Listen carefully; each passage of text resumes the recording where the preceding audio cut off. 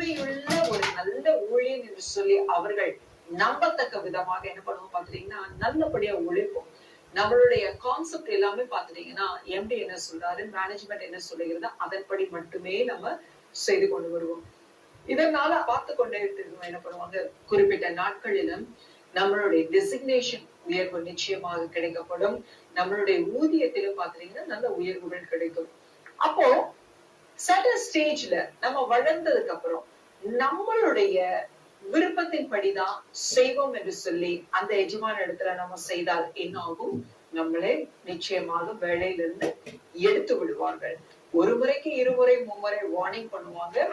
இதோ கன்சர்ன் என்ன சொல்லுகிறதோ, பாஸ் என்ன சொல்லுகிறாரோ, மேனேஜ்மெண்ட் என்ன சொல்லுகிறதோ அதன்படிதான் நீ செயல்பட வேண்டும். அதர்வைஸ் you'll be late அப்படின்னு சொல்லிருவாங்க. பாத்துட்டீங்கன்னா நம்ம எப்படி இருக்கிறோம்?